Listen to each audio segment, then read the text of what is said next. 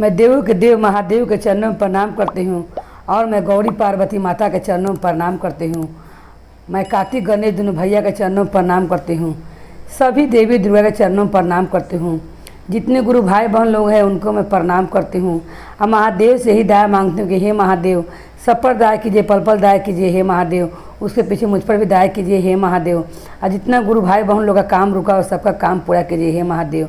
और मेरा भी काम रुका पूरा कीजिए हे महादेव। आपसे मैं यही दया विनती मांग करती हूँ हे महादेव। आज मैं माता का कथा सुनाने वाली हूँ। एक गांव में एक पुष्पा नाम की गुरु बहन रहती थी। वो बहुत ही गरीब थी पुष्पा, और उनका जो बेटा पतो था बहुत उनको परेशान करता था। उनको हर समय भोजन के लिए भी बहुत दिक्कत देता था लोग। वो उनको भोजन के लिए भी एक टाइम खाने के लिए बस दोपहर में दे लो, रात को भी भोजन नहीं दे लो उनका लोग, आना सवेरे में भी भोजन दे, 2 टाइम का भोजन मिल भी नहीं करता था पुष्पा को। सिर्फ एक टाइम भोजन मिलता था। और पुष्पा एक छोटी सी माँ का मूर्ति रख ले थी और उसी माँ को मूर्ति के वो पूजा करती थी। गणेश जी के बगल में वो माता का मूर्ति के बैठा देले थी और गणेश जी के संग संग माता को भी पूजा करती थी रोज़। ये देख के पुष्पा का बेटा पतो बहुत दुखित रहते थे और कहते थे कि इन माँ का यही काम है, रोज़ रोज़ ये पूजा पाठ करती है घर में और रोज़ माता का नाम लेती है। नवरात्र आने वाला रहता है। पुष्पा अपना बहू से बोलती है कि बहू 9 दिन का नवरात्र आने वाला है, मेरा पूजा का सामग्री ला दो कि मैं पूजा करूं माता का। तो बोलते हैं उनकी बहू कि माता ये कौन सा बड़ा बात है, आप तो रोज़ ही पूजा करती हैं माता का, तो नवरात्र आ गए तो इसमें कौन सा बड़ा बात हो गया, से आप छोड़ दीजिए। मैं घर का तो खर्चा चल ही नहीं रहा है, मैं आपको नवरात्र के लिए पूजा पैसा कहाँ से ला के दूँ कि आप पूजा पाठ के सामान मंगाइएगा। बहुत आसरा लगा के अपना बेटा की तरफ देखती है। तो बेटा कहता है कि माँ ठीक तो बोल रही है, देख रही हो घर में कितना पैसा का तंगी है और तुम्हारा तो रोज़ का है पूजा पाठ का, तो वैसे ही कर लो जैसे रोज़ करती हो। नवरात्र आ गए तो इसमें कौन बड़ा बात हो गया। सोचती है पुष्पा कि रोज़ तो मैं ऐसी पूजा करबे करती हूँ, मगर कम से कम 9 दिन तक माता का फूल पत्ती चढ़ाऊँगी माँ का, और जो लगता है वो बेटा बहू से मांग के मैं पूरा करूँगी। मगर बहू भी नहीं देती है पैसा। और जिस पर आज था, जिसको पोस पाल का बड़ा कैले थे अपना बेटा को, वो बेटा भी अपना माँ को पूजा पाठ के लिए पैसा नहीं देता है और कहता है कि तुम्हारा रोज़ का यही काम है, ये कौन बड़ा सा बात हो गया है, नवरात्र आने वाला है। तो बेचारी कहती है पुष्पा कि ठीक है कोई बात नहीं है। उसी समय उसकी पत्नी जाके कहती है घर में कि आपकी माँ का ये रोज़ रोज़ का ड्रामा छूट नहीं रहा है, ये रोज़ कुछ न कुछ पैसा मांगबे करती हैं पूजा पाठ करने के लिए। अब ताऊ कह रही हैं कि नवरात्र आने वाला है और मेरा भाई का शादी भी है। आप ये बताइए कि जो खेत बाड़ी हम लोग का कौन देखेगा। मैं नया नया कपड़ा कीन लूँ, हर विधि के लिए मैं कपड़ा कीनी हुई हूँ भाई के शादी के लिए, मगर यही चिंता लगा हुआ है हमको कि खेत बाड़ी कौन देखेगा। इसकी पत्नी सोचती है, पुष्पा के बहू, उसके मन में दूसरे खिचड़ी पकते रहता है। वो सोचती है कि जब पुराना खेत के पास एगो पलानी डाला हुआ है, उसी में सास को वहाँ रख दूँगी या रख के मैं अपना भाई के शादी में चल जाऊँगी। तो उसका बेटा बोलता है पुष्पा का कि तुम चली जाओ अपना नैहर, मैं खेत देखूँगा, नहीं देखूँगा सारा फसल जानवर आके बर्बाद कर देगा। मगर पुष्पा का बेटा ये नहीं जानते रहता है कि उसकी माँ को ही वहाँ रखने को फेर में लगी हुई थी उसकी बहू। तब कहती है कि आप नहीं जाइएगा तो लोग क्या कहेंगे कि भाई की शादी में आई है और अकेली ही चली आई है और अपना पति के संग नहीं आई है। इतना कपड़ा हम हर विधि के लिए कीनी हूँ, तो कपड़ा क्या होगा, और निकाल निकाल के दिखाने लगती है अपना पति को। उसी समय पुष्पा दुआरी पर से सब सुनते रहती है।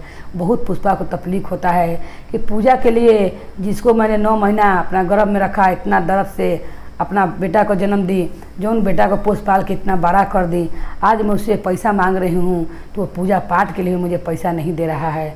और अपनी पत्नी को कितना कपड़ा किनवा दिया है, कितना कपड़ा उसकी पत्नी किनी हुई है। हर विधि के लिए वो कपड़ा किन के पूरा फैले रहती है, ले जाने के लिए नैहर के में सैंतते रहती है। पुष्पा उसी समय शेरावाली माँ को याद करने लगती है। कहती है कि हे माँ, ये ज़िंदगी कौन काम का है, मैं इतना दुखियारन हूँ कि मेरे पास पूजा करने के लिए भी पैसा नहीं है।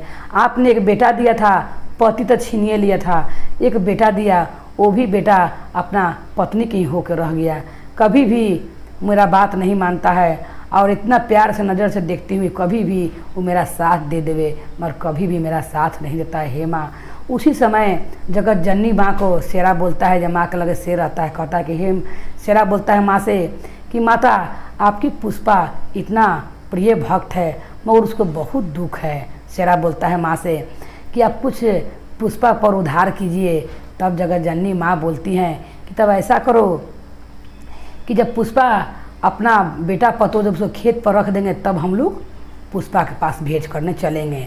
जब शेरा बोलता है दुर्गा वाली माँ को, तो माँ बोलती हैं कि तब जब पुष्पा अपना उसकी बहू चल जाएगी नैहर भाई के शादी में, तब हम लोग चलेंगे पुष्पा का हाल पता लेने और पुष्पा का परीक्षा लेने। तब माता ये क्या करती है पुष्पा की बहू कि अपन नैहर चल जाती है, अपना सास से कहती है कि आप खेत के पास ही एक पलानी डाला हुआ है और नवरत्न का दिन आने ही वाला है, आप 9 दिन तो कुछ खाइएगा पीजिएगा नहीं। आप ऐसा कीजिए कि आप मूर्ति उठा लीजिए और पलानी के ऊपर जो हमारे पलानी रखे हुए हैं वही पलानी में माता का मूर्ति बैठा लीजिए और खेते के पास में है और 9 दिन वहीं पर पूजा पाठ कीजिएगा, तो हम भाई के ब्याह में से लौट आएंगे। तुरंत ही बेचारी पुष्पा तैयार हो जाती है और कहती है ठीक हो बेटा तुम जाओ, अच्छे लौट के शादी में से दोनों आना। बेचारी मतारी के जीव इतना दुख देला पर भी कहती है कि अच्छा लौट के दोनों आना। उसी समय उसका बेटा क्या करता है, वो छोटा सा माँ का मूर्ति को अपनी माँ को लिया के वो खेत के लगे पलानी में रखता है। उसी में वो पुष्पा माँ का पूजा करने लगती है और उसकी बहू बोलती है कि कोई चिंता भी नहीं है, क्योंकि 9 दिन तो उपवास ही करेगी माता का नवरात्र में, इसीलिए आपको सोचने का काम नहीं है, अपना पति के कोई सोचने का काम नहीं है, ये अपना पूजा पाठ करेंगे, निखंड रहेंगे, कोई दिक्कत नहीं है, पानी जल पी कर रहेंगी। अब तले हम लोग शादी में से लौट आएंगे। बेटा भी बहू के बात में आ जाता है और माँ के लिए फल मूल कुछ रख के नहीं जाता है। वैसे ही पुष्पा 9 दिन माता का नवरात्र भुगती है, नवरात्र के दिन में भुगती है। तब जैसे ही पुष्पा की बहू चल जाती है नैहर, उसी समय शेरा वाली माँ का शेरा बोलता है कि चलिए माँ, उसकी बहू नैहर चल गई है, अब थोड़ा चला जाए अपना भक्त के पास चलिए। तो माता बोलती हैं तो ठीक है तुम मेरा बेटा बन जाओ, तुम बालक का रूप ले लो। शेर की माँ बोलती हैं अब मैं एक औरत का रूप ले लेती हूँ, आप दोनों आदमी चलते हैं।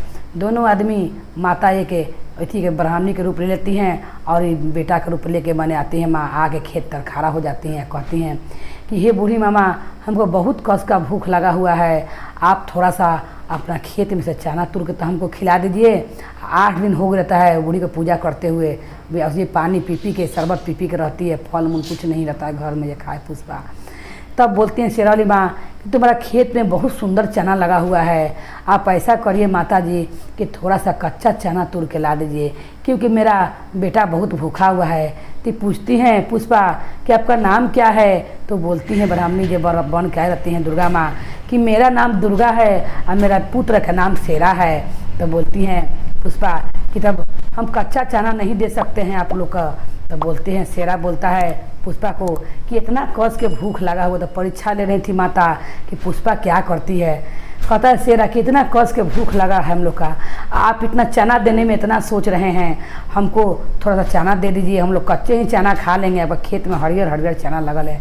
तब पुष्पा बोलती है कि नवरात्र में लोग 9वां दिन कन्या जेवाता है, आप लोग मेरे घर में आकर बैठिए, कन्या मैं कहाँ से खोज के लाऊंगी। अब बेटा भी इंतजाम करके नहीं गया है कि मैं कन्या के जेवा सकूं, आज जगत जननी माता के भी मुझ पर कृपा नहीं है कि मैं कोई इंतजाम कर सकूं। इसीलिए मैं चाहती हूं कि मुझे मेरा खेत में चना लगा हुआ है, मैं पूरा से ओहर के आप लोग का माँ बेटा का मैं पेट भर दूं, इसीलिए आपको बैठा रही हूँ। जगत जननी माँ प्रसन्न हो जाती है। उसका बात सुन के पुष्पा के कहती है कि पुष्पा कितनी सच्ची दिल के है, जो मैं कच्चा चना मांगी हूँ मगर वो कच्चा चना देना नहीं चाहती कि मैं पूरा पर उसको भुरबेट के खिलाऊं। तो आओ कहती है पुष्पा कि इसका स्वाद आओ बढ़ जाएगा अगर पूरा पर भुरबेट दूंगी। तो इतना पुष्पा जाती है, उखाड़ के चना खेत में से लाती है और नवरत्न के दिन उस दिन कन्या जवाबे के दिन रहता है, वही दिन पुष्पा उस शेरा को और दुर्गा को बैठ के खिलाती है। दुर्गा नाम बतैल ही रहती हैं दुर्गा माता अपना, और शेरा को नाम शेरा बतैल रहती हैं, तो पुत्र बन के आए रहते हैं। जब ये खाते हैं, माता खाती है और शेरा खाते रहता है, तो बहुत तेज का घर में प्रकाश होता है। तो पुष्पा कहती है कि आप लोग कौन हैं और इतना मेरा घर में तेज कैसे दिखाई दे रहा है, मेरा घर में बहुत ही तेज लौक रहा है। उसी समय माँ अपना असली रूप में आ जाती हैं और कहती हैं पुष्पा से कि मैं तुम्हारा भक्ति से प्रसन्न हूँ, तुमने लास्ट दिन ले बेटा पोतो तुम्हारे लिए कुछ भी रख के नहीं गया, फिर भी तुम अपना आस्था नहीं खोई और पूजा पाठ मेरे करते रह गई। और लास्ट दिन भी तुम अपना हिम्मत नहीं हारी, कन्या जवानी के लिए कुछ नहीं था, फिर भी तुम तनको हमको नहीं कोसी और उसी तरह भूखा रही। इसीलिए मैं शेरा उस शेर बन जाता है, तुरंत लड़का जब बन के गिरता है उस शेरा वाली माँ का तुरंत जब शेर बन जाता है। तब कहती है पुष्पा कि अब हम धन्य हो गए कि आपका दर्शन हो गया। तब माता उसी समय क्या करती है, पुष्पा को कहती है पुष्पा कि मैं इतना ही गरीब हूँ कि मेरे पास एक भी पैसा नहीं है, अब ना पति भी मुझके लिए कुछ छोड़ के नहीं गए हैं। अब बेटा पतो एक टाइम खाना देता है, एक टाइम नहीं, आता खुद दुनिया जानने वाली है माता उसी समय अपना शक्ति से क्या करती है, पुष्पा के सोना के बना देती है मैया। मगर ये बात के पुष्पा का तनको भी भनक नहीं लगता है कि वो सोना का है। वो जब माता वहाँ उसको पुष्पा को सोना का बना के या वहाँ से माता अंतर ध्यान हो जाती है, पूरा बदन ही पुष्पा का सोना का हो जाता है या प्राण रहता है उसमें। जब पुष्पा निकलती है बाहर पानी भरने के लिए तो सारा लोग उसको देख के एकदम अचंभो करता है, खाली सोना का एकदम पुष्पा बनी हुई है। मगर बूढ़ी की ये पता नहीं है कि हम सोना का बने हुए हैं, लोग के लोगे जो सोना के पुष्पा है, मगर पुष्पा का नहीं तो उनको बुझाए कि हम सोना के हैं। उसी समय 2 दिन के बाद पूरा गांव में हल्ला होता है कि तो पूरा सोना के ही हो गए, कैसे सोना के हो गए। सब कोई चाहता है कि अपना घरे बुला के ले जाएं, कभी रोज़ कभी वो बगल वाला बुलाने आवे, कभी कोई बुलाने आवे कि आप मेरा घरे चलिए रहिए। सोना का पूरा बदने हो जाता है पुष्पा का। तब ये बात का हल्ला उसका भौजाई ही चल जाता है नैहर में जहाँ पर गई रहती है। वो अपना भाई के बियाह छोड़कर चल आती है लालच में कि मेरी सास सोना के हो गई है। आती है तो क्या देखती है कि वो सोना के होल में माँ के घंटी बजा रही है। उस समय जब देखती है तो उसको कहती है उनके पुष्पा की बहू कि माता जी आपको कौन काम है पलानी में रहने के लिए, आप चलिए, आप घर पर रहिए और मैं सारा पूजा का सामान आपको ला के दूँगी और अब कभी भी किसी चीज़ का दिक्कत नहीं दूँगी। तो पुष्पा के बारे में तो उनको मालूम ही नहीं था। वो कहती कि नहीं बहू, अब का निकाह सारा गांव के लोग हमको ले जाने के लिए तैयार है और भोजन करवाने के लिए भी तैयार है। ये जगत जननी माँ का कृपा है कि सबका मति गति ठीक हो गया है। मगर उसकी बात का तो अभ्यास नहीं था उसको कि सोना के है। तो पुष्पा बोलती है कि मैं अब यही पलानी में जगत जननी माँ का पूजा करूँगी, कहा कि वो जानती है कि यही पलानी में माँ हमको आकर दर्शन दी थी। तो पुष्पा उसी दिन निश्चित कर लेती है कि मैं अब मरूँगी भी तो यही पलानी में, मैं अपना घर पर मकान पर नहीं जाऊँगी। कहा कि मकान में सिकाल को उसका बेटा पतो खेत के पास एक पलानी था, उसी में रख के चल गए थे। बहुत निहोरा करती है बहू कि चलिए अपना घरे, मगर नहीं जाती है। और उसी समय पुष्पा कि बहू का लालच हो जाता है, बहुत निहोरा पाती करती है, मगर उनको तन को बात नहीं मानती है। आज जगत जननी माँ के चरण में जाती है, कहती हे माँ आपने क्या कृपा किया है कि बाहर के लोग के संग संग घर के बहू भी इतना मना रही है, कह रही है कि अपना घरे चलिए। हे माँ हम आपको देखकर धन हो गए, आप हमको अपना चरण में ले लीजिए। और उसी समय माँ को मूर्ति में के लगे चरण में सर पटकती है और उसी समय जगत जननी माँ उसको अपना पास बुला लेती हैं, अपना चरण में ले लेती हैं और उसको मुक्ति माँ दे देती हैं। तो जैसे शेरावाली माँ ने पुष्पा पर कृपा किया और दया किया, उसी तरह सब गुरु भाई बहन पर दया करे। बोले शेरावाली माता की जय, भैरव भैया की जय, हर हर महादेव की जय।